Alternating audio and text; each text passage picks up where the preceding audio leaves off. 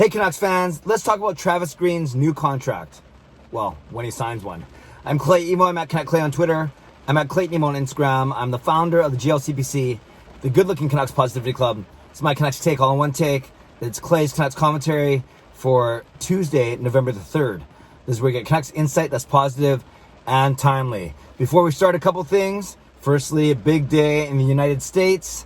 To all of my American viewers, if you don't like what happens today, we have room in our home, got a fun family, lots of space, cute dog. You just got to put up with my vlogging and live streaming once in a while.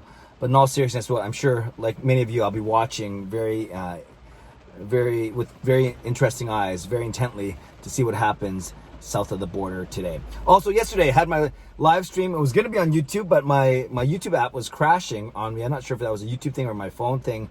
So I ended up doing my first ever Zoom chat. Not with just one person, but with a bunch of people.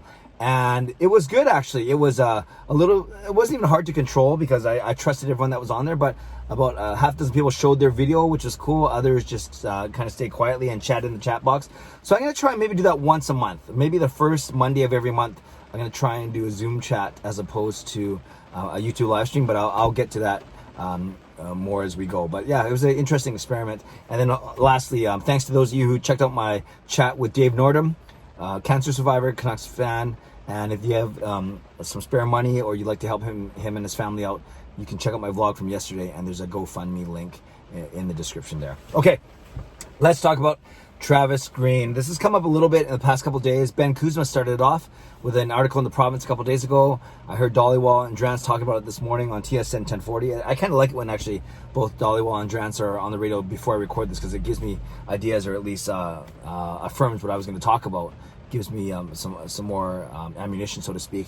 But Ben Kuzma's article was the fact that Travis Green is entering the last year of his contract, and the fact that they're starting to negotiate, but maybe they're not that close right now.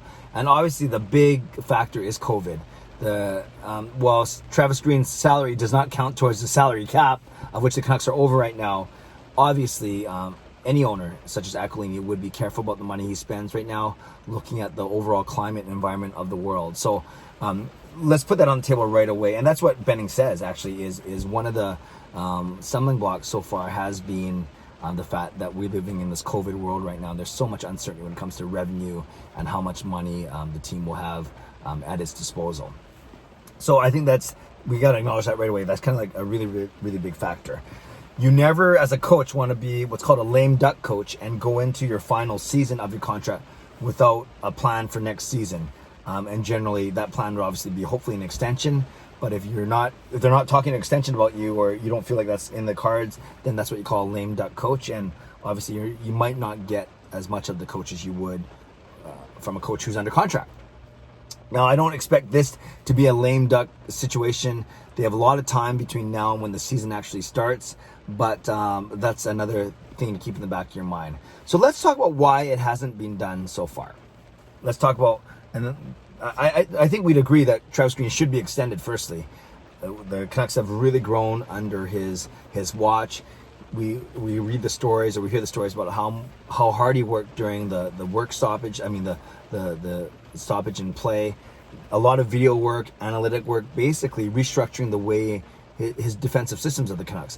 And we saw that. I'm not sure the defensive system was allow 50 shots a game and hope your goaltender saves everything, but they certainly were more solid. They weren't getting outchanced. They were getting outchanced, but they weren't getting outmanned, and they weren't giving up as many dangerous scoring chances. So we did see a difference, and I'm looking forward to seeing how Nate Schmidt plays into that next year, although, of course, we're missing Tanev and Stetcher. So we know that Green's a good coach. He put in the work during the offseason, or during the COVID break. We've seen the development of young players like Pettersson and Hughes and Brock and Horvat under his watch. We've seen how he trusts veterans like Miller and Pearson and Myers and Edler. So there's regular season success, there's postseason success, there's player development. So there's a lot of reasons why. I don't think anyone on this vlog, well, tell me if you do disagree, but I don't think anyone would disagree that the Canucks should look at extending Travis Green. So why hasn't it been done? Well, I think COVID is the biggest thing, like I said, and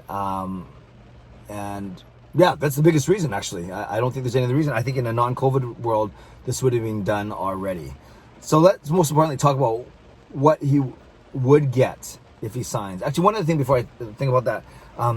From Travis Green's perspective, obviously, you'd rather have this done sooner than later for the job security. And, Thomas Drance brought up a really good point. If you think the team is taking a step back, would that actually hurt your chances to get hired, or would it hurt your negotiating power if, say, the Canucks did take a step back? Let's say the Canucks missed the playoffs, yet they still want, well, if they completely bomb the season, I guess if you don't sign Travis Green now, you could actually walk away from him. I don't think that's going to happen. But let's say the Canucks miss the playoffs or exit the first round, or earlier. Does that hurt Travis Green's bargaining power, given that you're missing all these guys, Markstrom, Toffoli, Tanev, and so on and so forth? I don't think that's the biggest factor. I think you got to be confident in your ability. You got to be confident in the players that you do have. You can't worry about who you don't have, and you just got to coach the best you can. So I don't think that's a big factor, but I think that's a small factor to consider as well. As what happens if the Canucks do take a step back? Does that hurt Travis Green's negotiating power? So lastly, let's talk about what Travis Green could and should make. We know he's making $1 million a year, which is pretty modest compared to other coaches. I would love $1 million a year, but I'm not a coach of an NHL team. You hear of guys like Vigneault and Tortorella, who are McClellan, who are making $5 million a year. That's a lot of money. $5 million. That's like a second or third line player. That's a second line player in the NHL. $5 million a year, or top pairing D-man. So that is a lot of money.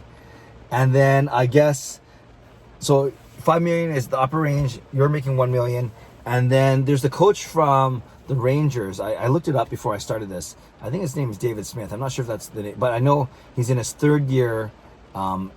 He's been coaching 3 years, and he's making $2.4 million. And these are US dollars, by the way, $2.4 million US.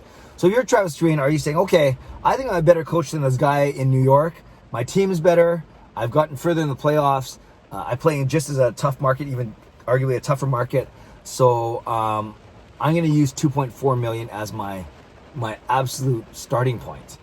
So then are we looking like a $3 or $3.5 million contract for Travis Green? $3 or $3.5 million? And then what sort of term are we looking at? Usually coaches get 3 or 4 years. They don't get 5, 6, 7. It's not like a UFA long-term contract, nor do you only get really 1 year deals as a coach, because that really, what can you do? You just become another lame duck coach. So really, I think we're looking at a 3 or 4 year contract for Travis Green. Gets you well into the Pettersson and Hughes prime years.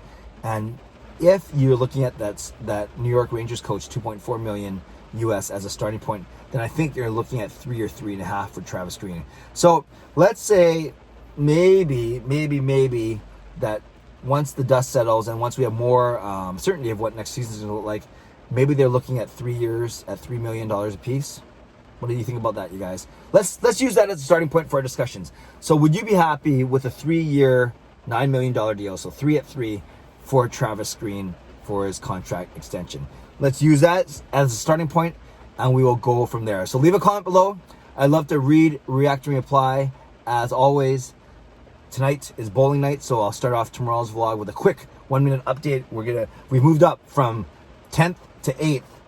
So I want to see us continue to climb in the standings, but we'll see. I want to do my part and contribute, of course. But why don't you contribute by leaving a comment below? What do you think of the Travis Green situation, and would you be fine with a 3-year at $3 million a year contract, or do you think that's too much, too little, not enough term, too much term, or do you think the Canucks should wait and see how this season goes? Leave a comment. I'd love to read, react, and reply. Subscribe if you like to. Like this video if you like to. Stay safe, stay healthy, take care of yourselves, and take care of each other. God bless, and go Canucks go.